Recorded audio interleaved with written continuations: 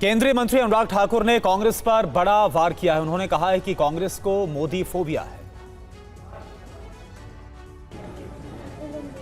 कांग्रेस को मोदी फोबिया हो गया है। कभी अपमान करते थे कांग्रेस के लोग, अब वो कभी राम भगवान को भी काल्पनिक बताते हैं, राम सेतु को ना के नाम बताते हैं, राम मंदिर को कोई कांग्रेस और उनके सहयोगी दल ताला लगाने की बात करते हैं, बुलडोजर चलाने की बात करते हैं। और मैं श्रीमती प्रियंका गांधी जी से कहना चाहता हूं, मोदी जी ने जो गरीबों के लिए किया है वो गरीब कल्याण आज तक कोई नहीं कर पाया। कांग्रेस ने 60 साल तक लोगों को ठगा, गरीबी हटाओ के नारे देती रही, लेकिन कभी गरीबी नहीं हटी। लेकिन जिस गरीब को पक्का मकान, शौचालय, बिजली का कनेक्शन, रसोई गैस का सिलेंडर, मुफ्त में अनाज, मुफ्त में इलाज मिला होगा और पानी उसके घर द्वार तक पहुंचा होगा, उसके लिए तो मोदी जी एक बड़ा वरदान है।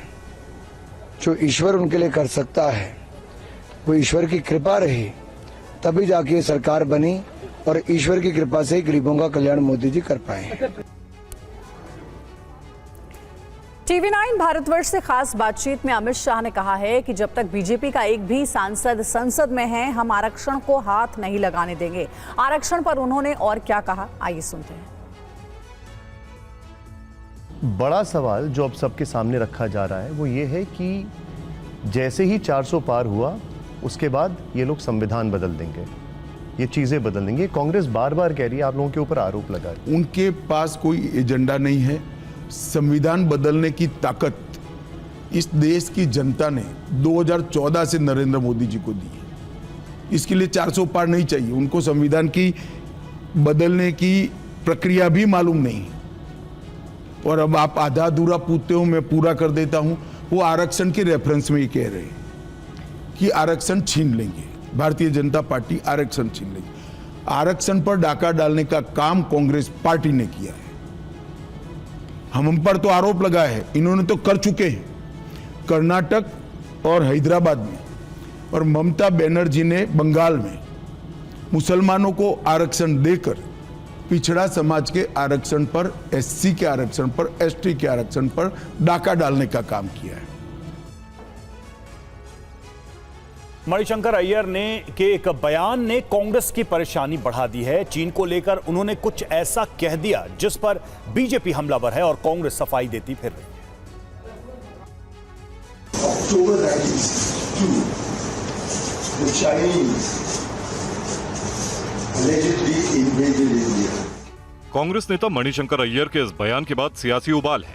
कथित रूप से भारत पर आक्रमण की बात कहकर मणिशंकर ने एक नए विवाद को जन्म दे दिया है। अय्यर के कथित शब्दों को लेकर बीजेपी ने कड़ा एतराज जताया है। बीजेपी आईटी सेल के प्रमुख अमित मालवीय ने सोशल मीडिया पर लिखा, मणिशंकर अय्यर चीनी आक्रमण पर लीपापोती करना चाहते हैं, जिसके बाद से चीन ने 38,000 वर्ग किलोमीटर भारतीय क्षेत्र पर अवैध कब्जा कर रखा है।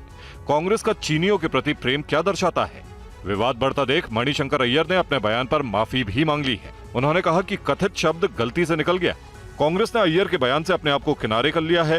कांग्रेस महासचिव जयराम रमेश ने सोशल मीडिया एक्स पर पोस्ट करते हुए कहा कि अय्यर ने कथित आक्रमण शब्द का इस्तेमाल करने के लिए माफी मांगी है। कांग्रेस नेता अय्यर का विवादित बयानों से पुराना नाता रहा है। ये पहली बार नहीं है जब अय्यर ने अपने बयानों की वजह से पार्टी को मुश्किल में डाला हो। और बीजेपी ने मणिशंकर अय्यर के बयान को सेना का मनोबल तोड़ने वाला बयान बताया। कांग्रेस पार्टी के एक स्तंभ हैं, उनका बयान सामने आया है और ये बयान में मणिशंकर अय्यर कह रहे हैं, इन 1962 चाइना एलिजिडली इन्वेडेड इंडिया। कथित तौर पे 1962 में, कथित तौर पर 1962 में चीन ने भारत पर आक्रमण किया।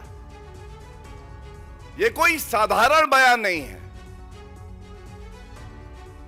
यह कोई बयान केवल चुनाव को देखते हुए या अपना चीन प्रेम जाहिर करने के लिए नहीं। यह तो चोट है भारत की अखंडता पर।